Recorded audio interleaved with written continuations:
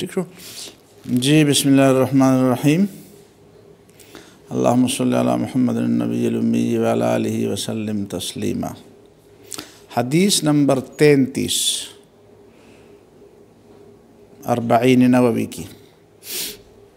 عن ابن عباس رضی اللہ عنہما ان رسول اللہ صلی اللہ علیہ وسلم قال لو يعطى الناس بدعواهم لادعى رجال اموال قوم ودماءهم لكن البينة على المدعي واليمين على من انکر۔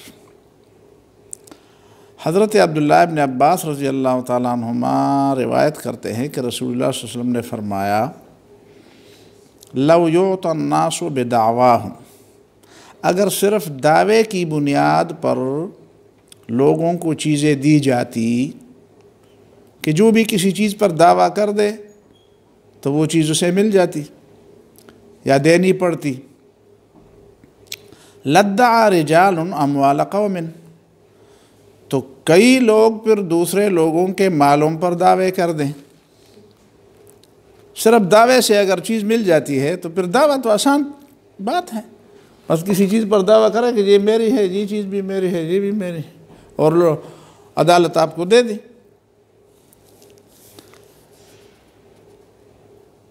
اموال قوم و دماءہم، اور ان کا خون بھی۔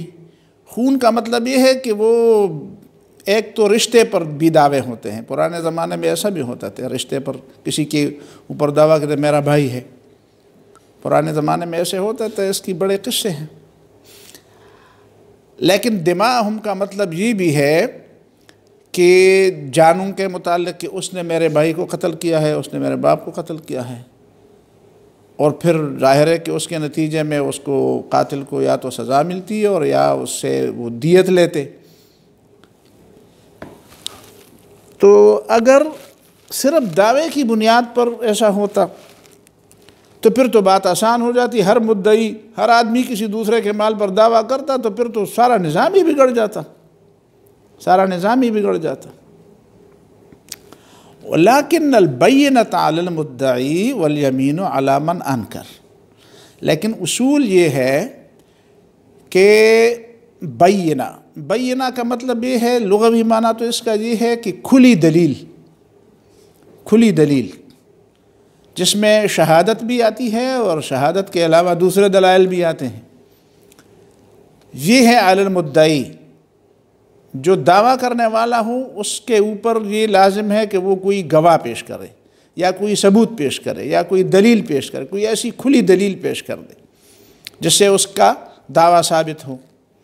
مطلب ہے کہ دلیل وہ ہوگی جو دعوے سے متعلق ہو، نا دعویٰ ایک ہو اور دلیل کسی دوسری جگہ کی پیش کی جائے تو پھر وہ تو دلیل نہیں بنتی۔ دلیل کا مطلب یہ ہے کہ دلیل وہ دلیل ہو جس سے وہ دعویٰ ثابت ہو جائے جس کا تم مدعی ہو، جس چیز پر تم نے دعویٰ کیا ہے۔ اور اگر مدعی کے پاس گواہ نہ ہو، دلیل نہ ہو، ثبوت نہ ہو تو والیمین علی من انکر، اور جو اس کا مدعا علیہ ہے جس پر دعویٰ کیا جاتا ہے تو پھر اس کے لیے قسم ہے۔ یعنی اگر یہ بھی بات ہے کہ اگر صرف قسم سے دعویٰ ثابت ہو جاتا تو پختو کہ وہ بختور اللہ قسم دے، مطلب یہ قسم اگر صرف قسم کھانے کی وجہ سے قسم دے جدا زما دے تو پھر بات پھر تو ایک آدمی سارے ملک پر قسم کھائے، سارے جائیدادوں پر لوگوں کے قسم کھائے، سارے اموال پر، ساری چیزوں پر قسم کھائے۔ قسم صرف یعنی دعوے کو رد کرنے کے لیے ہے، اس بات کے لیے نہیں ہے۔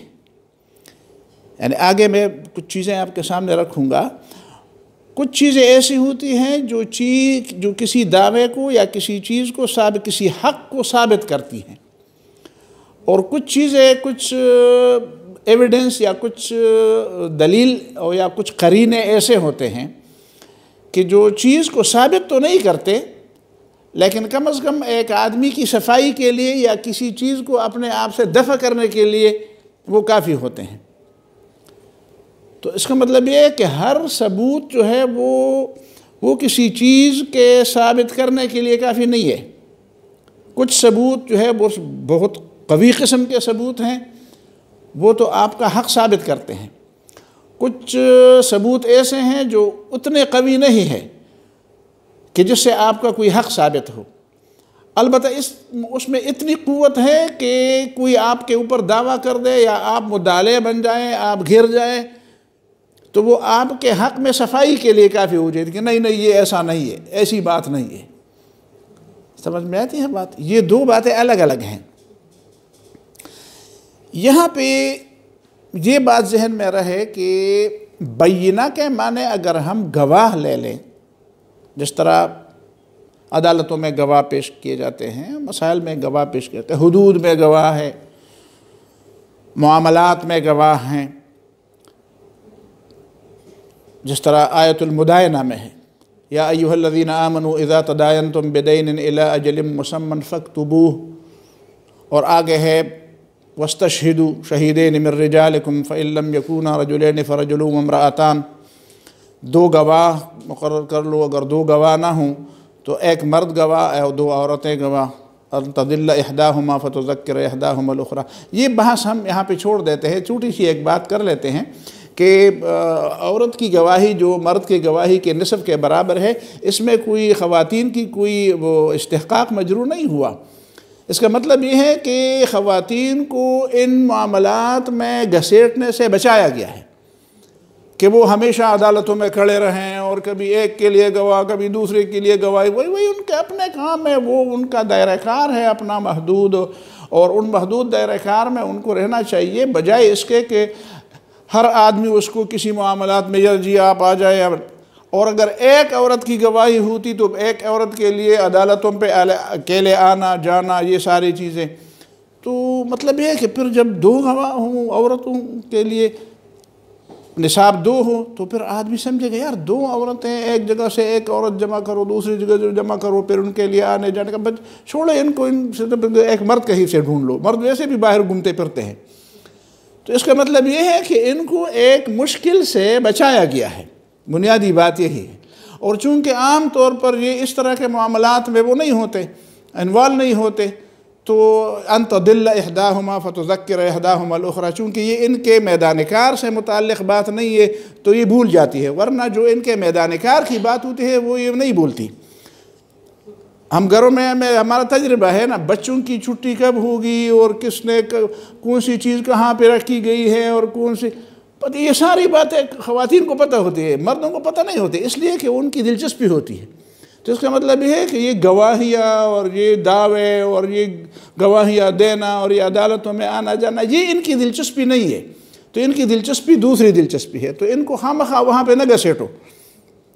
یعنی ہمارے ہاں تو یہ مشہور ہے نا، وہ کہتے ہیں کہ مجھے وہاں پہ عدالتوں میں ذلیل کیا، میں اس کو عدالت میں ذلیل کروں گا. اس کا مطلب ہے کہ جس کو عدالت لایا جاتا ہے نا اس کو ذلیل کیا جاتا ہے.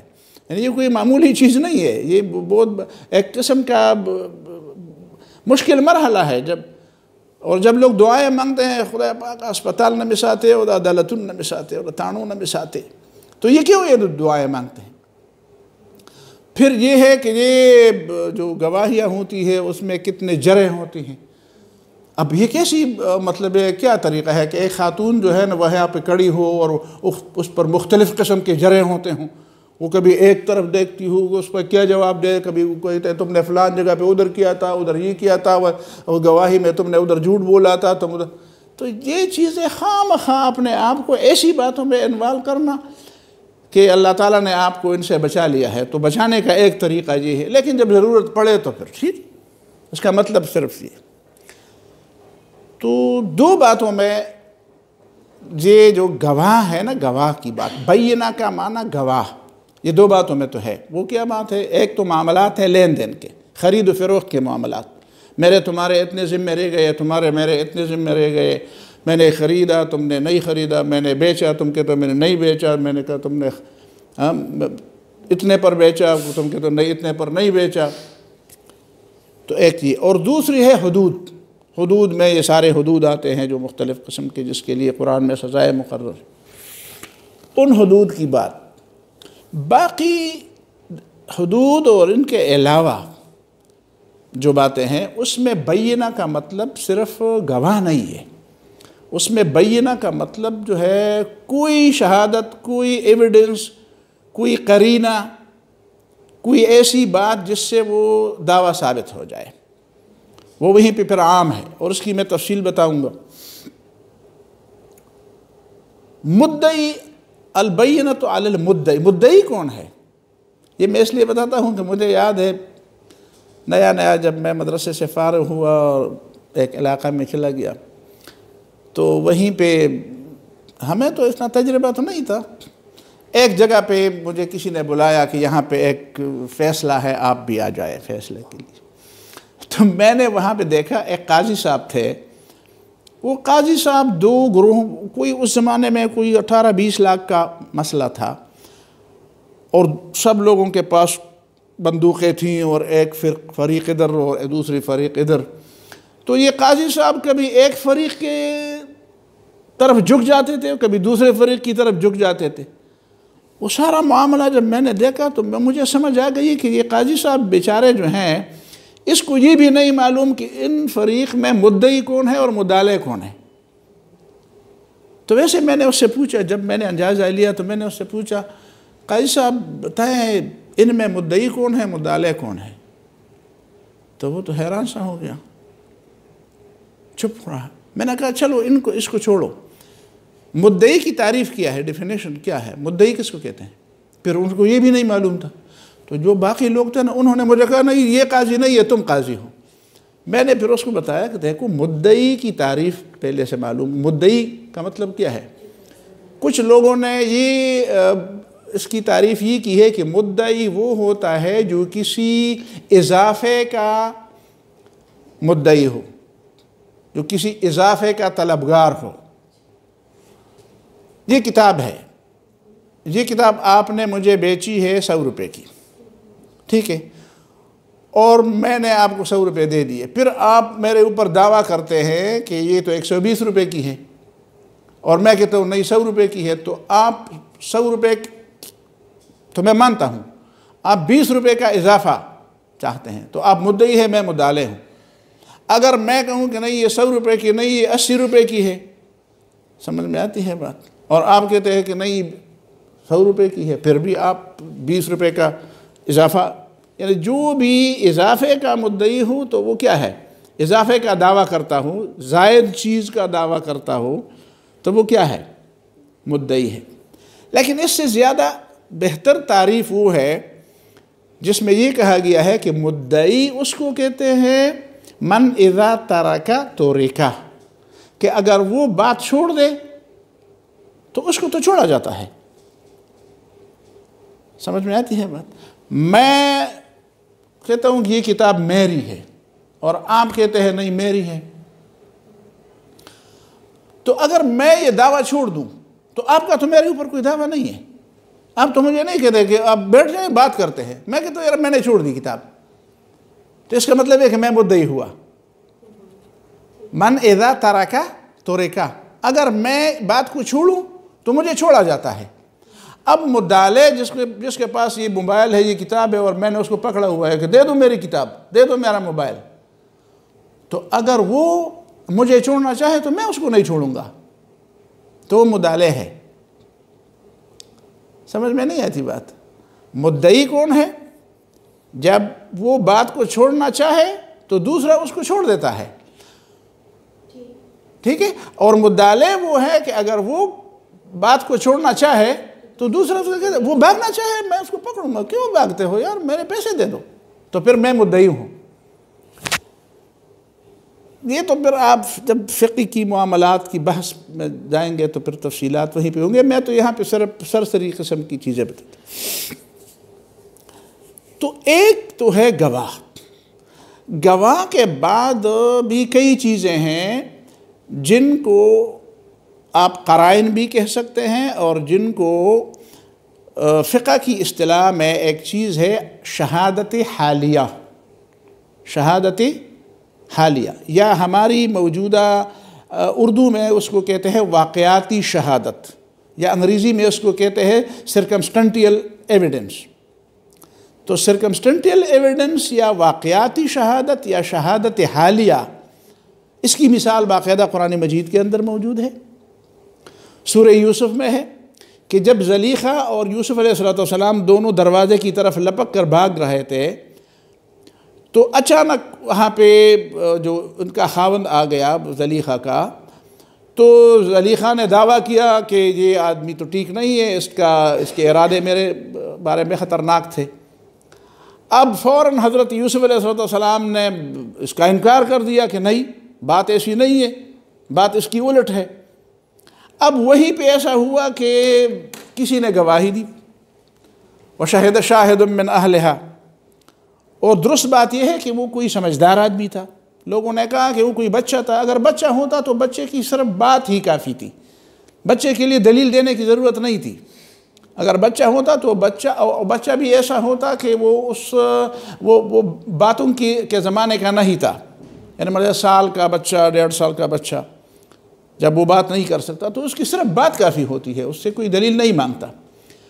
اب اس نے جو دلیل دی تو دلیل جو ہے وہ اس کا مطلب یہ کہ وہ کوئی سمجھدار آدمی تھا، اور دلیل یہی تھی کہ قمیص پیچھے سے پھٹی ہوئی ہے یا آگے سے پھٹی ہوئی ہے، تو اس کو کہتے ہیں سرکمسٹنٹیل ایویڈنس۔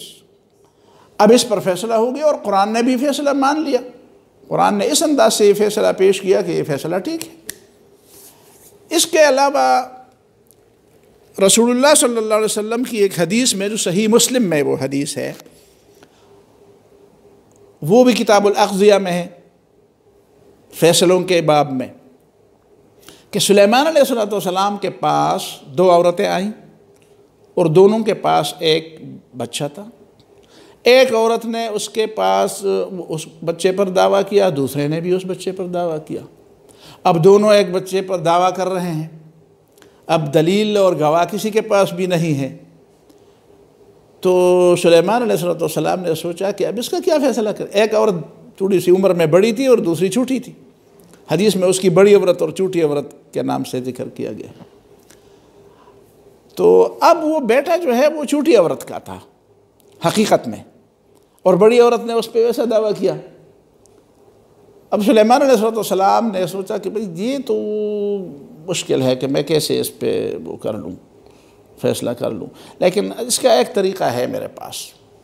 وہ طریقہ یہ ہے کہ کسی اپنے نوکر کو کہا کہ جاؤ کہ تیز چھری لے آؤ، تو دونوں نے کہا چھری سے کیا کرے؟ اس نے کہا بچے کو ادھر کاٹوں گا، بس تم نے بھی دعویٰ کیا ہے، اس نے بھی دعویٰ کیا ہے، میں اس کو آدھا کر دوں گا، تو آدھا ایک کو دوں گا اور آدھا دوسرے کو دوں گا۔ تو اب جو بڑی عورت تھی نا، جس کا بیٹا نہیں تھا حقیقت میں، وہ خاموش تھی۔ انہوں نے کہا میرا بیٹا تو ویسے بھی گم ہو گیا ہے، وہ کہیں گم ہوا تھا یا کسی بھیڑیے نے کھا لیا تھا کہ ہو جاتا، اور اس کا بھی ہو جائے تو بس بات ہی ختم ہو جائے۔ اب جو چھوٹی عورت تھی جس کا حقیقت میں، وہ کہتے ہیں نہیں سلیمان علیہ السلام چھوڑے اس کو، مطلب یہ کہ یہ بس زندہ رہا ہے، جو اس کو دے دو، لیکن اس کو۔ تو سلیمان علیہ السلام نے کہا یہ تمہارا بیٹا ہے، زیادہ وہ دوسرے کو کہا تم جھوٹی ہو۔ اب یہ بھی ہے ایک ایسی دلیل، ظاہر ہے کہ یہ گواہ تو نہیں ہے، لیکن ایک واقعاتی شہادت کو انہوں نے اس انداز سے پیش کیا کہ ایک ایسا راستہ اختیار کیا جس سے جھوٹ کا اور سچ کا پتہ چل جائے۔ اسی طریقے سے امام ابن قیم نے لکھا ہے اپنی کتاب میں الطرق الحکمیہ میں کہ حضرت عمر رضی اللہ تعالیٰ عنہ اور عبداللہ ابن مسعود رضی اللہ تعالیٰ عنہم دونوں نے اس بات پر اتفاق کیا ہے اور فیصلہ بھی دیا تھا کہ ایک آدمی سے شراب کے منہ سے شراب کی بو آ رہی ہے، شراب کی بو آ رہی ہے، یا اس نے الٹیاں کی اور اس کے درمیان اس میں سے پتہ چلا کہ اس میں شراب کی آمیزش تھی، تو یہ اس بات کے لیے کافی ہے کہ اس کے اوپر کوڑے مارے جائیں، اسے کوڑے مارے، انہوں نے کوڑے مارے بھی۔ آگے میں بات کر لوں گا کہ حد اور غیر حد میں تھوڑا سا فرق ہے۔ اس کے علاوہ کئی چیزیں اور بھی ہیں، تو یہ مثال کے طور پر ایک شخص نے کسی کے اوپر دعویٰ کیا کہ اس نے میرے گھر سے فلان چیز چرائی ہے، میری کتابیں چرائی ہیں، یا میری کوئی قیمتی چیز جو بھی ہے زیورات چرائے ہیں یا کیا۔ اب اس کے پاس کوئی دلیل نہیں ہے، لیکن اس کے گھر سے جس کے اوپر دعویٰ کیا گیا تھا اس کے گھر سے وہ چیز برآمد ہوئی۔ اب اگر اس نے چوری نہیں کی تو اس کے گھر سے یہ چیز مال مسروقہ کیسے برآمد ہوا؟ تو مال مسروقہ کی برآمدگی اس بات کی دلیل ہے کہ اس نے چوری کی ہے۔ سمجھ میں آتی ہے بات؟ لیکن ان ساری چیزوں کے بارے میں یہ ذہن میں رہے، جس طرح میں نے آپ کو بتایا کہ جہاں تک حدود کی بات ہے، کسی کے اوپر ہم حد نافذ کریں گے۔ حد کا مطلب یہ ہے کہ وہ سزا جو اللہ تعالیٰ نے یا رسول اللہ صلی اللہ علیہ وسلم نے متعین کی ہے، تو اللہ اور رسول نے جو سزا متعین کی ہے وہ تو اس طرح کی سرکمسٹنٹیل یا دوسری چیزیں یا جو سپورٹنگ ایویڈنس ہوتے ہیں، تو سپورٹنگ ایویڈنس وغیرہ سے ایسی چیزیں ثابت نہیں ہوتی جس پر حد جاری کی جائے، ٹھیک ہے۔ البتہ تفتیش کا ایک رخ متعین ہو جاتا ہے اس سے کہ واقعی ایک آدمی مشکوک ہے اور اس کے بارے میں مزید تفتیش کی جائے کہ یہ چیز ایسی ہے کہ نہیں ہے۔ لیکن دوسری بات یہ بھی ذہن میں رہے، اس طرح سے حدیث میں ہے کہ حدود کو ادرؤوا الحدود ما استطعتم، حدود جو ہے نا وہ نافذ کرنے میں احتیاط کر لو، تھوڑی سی بھی مطلب ہے کہ تھوڑا سا بھی شک پڑ جائے تو حدود نہ، لیکن اس کا یہ مطلب نہیں ہے کہ کسی کے اوپر حد نافذ نہیں ہوگا تو اس کا یہ مطلب ہوا کہ اسے دوسری سزا بھی نہیں دی جائے گی۔ سمجھ میں آتی ہے بات؟ کسی چور کی چوری کے لیے ایک آدمی نے تو گواہی دی، لیکن دوسرے آدمی نے گواہی نہیں دی، وہ منکر ہوا، تو کیا اس چور کو دوسرے قرائن کی بنیاد پر، جبکہ سارے قرائن اس بات کے شہادت دے رہے ہیں کہ یہ آدمی ہے، باقی جو کچھ بھی ہے، جو کچھ کالا کالا ہے اس کے اندر ہے، تو کیا اس کو بالکل سزا کے بغیر چھوڑا جائے گا؟ یہ تو کسی نے بھی نہیں کہا۔ کچھ لوگوں کو یہ غلط فہمی ہوتی ہے کہ جب حدود کے لیے وہ شہادت کا نصاب پورا نہ ہو یا اس پہ کوئی سوالات اٹھ رہے ہوں یا گواہوں کی پوری صفائی نہ ہو تو اس کا مطلب یہ ہوا کہ حد نافذ نہیں کیا جائے گا، تو حد نافذ نہیں کیا جائے گا تو آدمی کو چھوڑ دیا جائے گا، بس سپن باز نہیں، ایسی بات نہیں ہے۔ حد سے کم سزا اسے دی جائے گی، لیکن حد دینے کے لیے ضروری ہے کہ وہ پورا نصاب پورا ہو جو نصاب شریعت نے مقرر کیا ہوا ہے۔ اور دوسری بات جو میں نے پہلے بتائی وہ یہ ہے کہ ان میں سے کئی چیزیں ایسی ہیں جو حق ثابت کرنے کے لیے اگرچہ وہ کافی نہیں ہے، لیکن حق کو دفع کرنے کے لیے وہ کافی ہیں۔ اس کے علاوہ ہمارے اس زمانے کے اندر بھی مطلب یہ ہے کہ کئی چیزیں ایسی نہیں آئی ہیں جن کو لوگ ایویڈنس کہتے ہیں۔ بے شمار چیزیں اس وقت آئی ہیں ایسی کہ جس کو لوگ ایویڈنس شمار کرتے ہیں۔ مثال کے طور پر پوسٹ مارٹم، مثال کے طور پر فنگر پرنٹس، یہ فلان آدمی کی یہاں پہ یہ چیز ہے، یہ چیز چوری کی گئی ہے، اس پر مطلب یہ ہے کہ انگلی کے نشانات ہیں، تو آیا اس کو، یا قیافہ پرانے زمانے میں یہ ہوتا تھا کہ ایک آدمی کی شکل دوسری آدمی کی شکل سے ملتی ہے، سمجھ میں آتی ہے بات؟ تو اس پر بھی بڑے فیصلے ہوتے تھے۔ بالوں کا تجزیہ کرنا، سمجھ میں آتی ہے بات؟ یا کپڑوں کا تجزیہ کرنا، یا ویڈیو آڈیو آواز، وہیں پہ کچھ چیزیں ریکارڈ کی گئی، کیمرے نے تصویر لے لی، کیمرے نے ریکارڈنگ کی اور اس میں اس کی شکل آ گئی۔ کیمیائی تجزیہ کسی چیز کا کرنا، سمجھ میں آتی ہے بات؟ آپ لیبارٹری میں جا کر کسی طریقے سے اس کا تجزیہ کر لیں، ایکس رے کے ذریعے معلوم کر لیں، ڈی این اے مطلب یہ ہے کہ، اور اس طرح کی چیزیں، دستاویزات ہیں۔ کچھ لوگ تحریریں جو ہوتی ہیں اس کی شناخت کرتے ہیں، یہ فلان کے ہاتھ کی لکھائی ہے اور یہ فلان کے ہاتھ کی لکھائی نہیں ہے۔ ان چیزوں سے، اور اس کے علاوہ مجھے یاد آ گئی وہ جو کتوں کی جو اس کے وہ جو کرتے ہیں نا، کوئی واقعہ ہو جاتا ہے تو وہ کیا کہتے ہیں اس کو، کھوجی کتے انہوں نے پالے ہوتے ہیں اور وہ کسی طرف جا پر فلان آدمی کی چارپائی پر بیٹھ جاتے ہیں تو سب پتہ چل جاتا ہے کہ یہ چور ہیں۔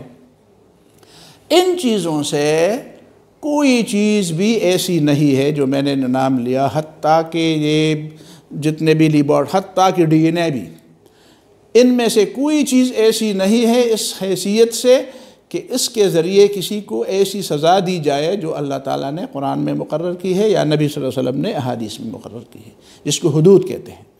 کسی کے اوپر کوئی ایسا الزام لگایا جائے، اور پھر اس میں سے ان سارے شہادات میں سے کوئی شہادت پیش کیجئے، اس لیے کہ یہ شہادت ایک تو از خود نہیں بولتی، یہ تو انسان اس کا پرنٹ نکالتا ہے، انسان اس کی وہ تعبیر کرتا ہے، انسان نے اس میں وہ پروگرام ڈالا ہوتا ہے، تو ظاہر ہے کہ انسان تو کیا کہتے ہیں، آج کل تو بہت سی چیزیں ہوتی ہیں، بہت سی چیزیں ایسی ہوتی ہیں جس میں گھپلے ہو سکتے ہیں، لیکن اگر اس میں وہ نہ بھی ہوں اور کسی ایسے لیبارٹری سے اور کسی ایسے ٹیسٹ سے آپ اس کو گزارا جائے کہ آپ کو 100% یقین ہو، تب بھی یہ چیزیں ایسی نہیں ہیں کہ ان کی بنیاد پر آپ کسی کو سزا دیں۔ البتہ یہ صفائی کے لیے ہو سکتے ہیں کہ مثال کے طور پر کسی کے اوپر کوئی الزام ہے، ثبوت نہیں ہے، اور اس کے خلاف یہ چیزیں گواہی دے رہی ہیں کہ یہ الزام غلط ہے، تو آپ اس کے اوپر الزام کی غلطی کے لیے تو اس چیز کو آپ شمار کر سکتے ہیں اور اس کو یہ حیثیت دے سکتے ہیں کہ اس کی وجہ سے اس کو بری کر دیا گیا ہے، کہ ڈی این اے ٹیسٹ اس کے خلاف آ گیا، لیبارٹری ٹیسٹ اس کے خلاف آ گیا، آڈیو ویڈیو میں یہ چیز ایسی ثابت ہو گئی کہ وہ لیکن کسی کے اوپر سزا نافذ کرنے کے لیے یہ چیزیں جو ہیں یہ قطعاً ناکافی ہیں۔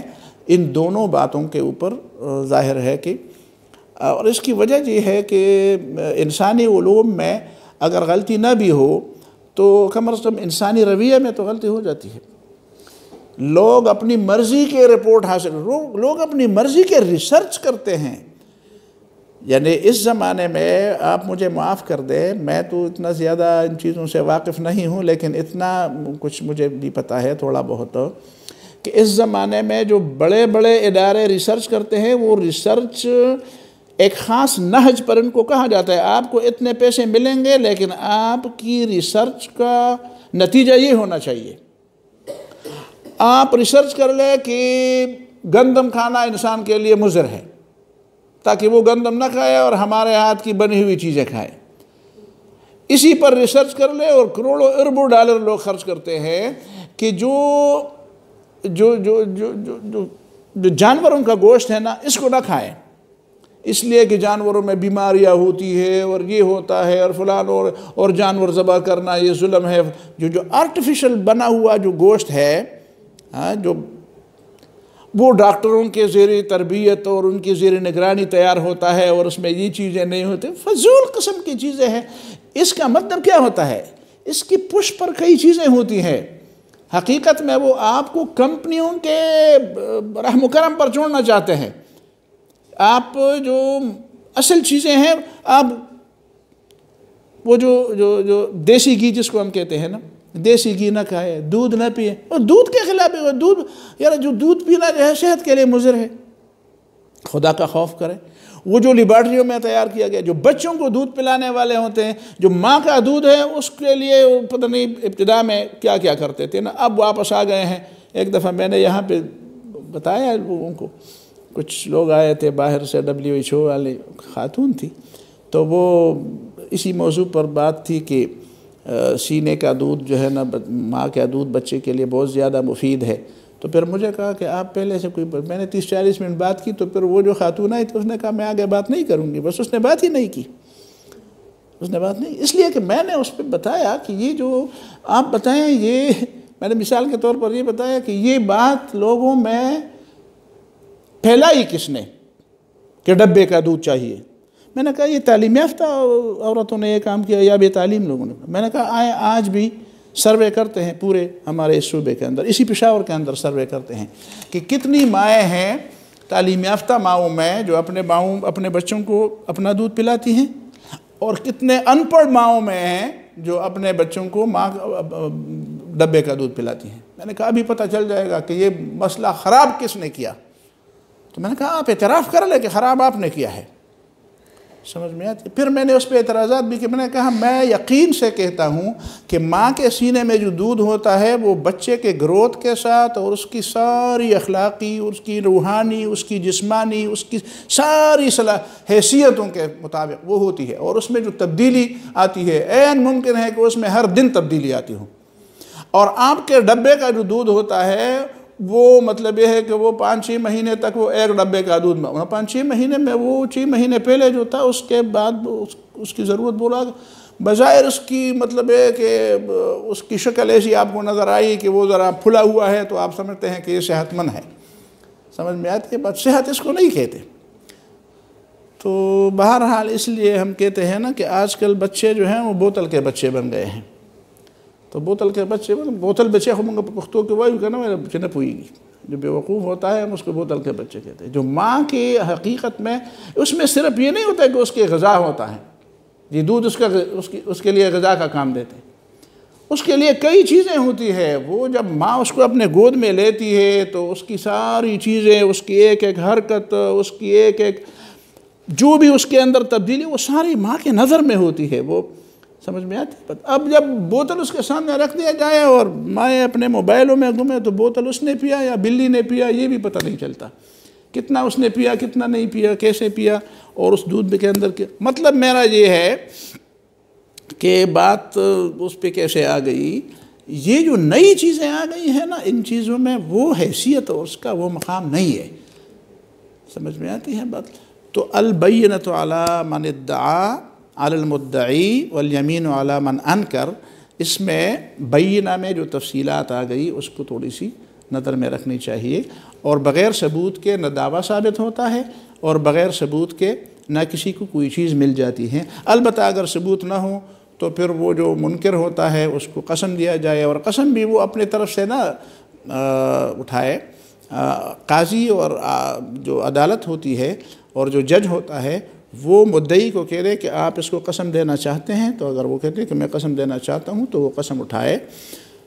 پھر یہ ہے کہ اگر وہ قسم سے انکار کر لے تو پھر کیا ہوگا. تو پھر یہ فقہی باتیں ہیں بڑی تفصیل کے ساتھ. تو جو قضاء اور شہادات اور ان تفصیلات میں جانا چاہے تو فقہ کی کتابوں کی تفصیل دیکھ لے. یہاں پہ اس حدیث کی سمجھ کے لیے اتنی باتیں کافی ہے. وآخر دعوانا الحمد للہ رب العالمین. جزاکم اللہ خیر و بارک اللہ فیکم.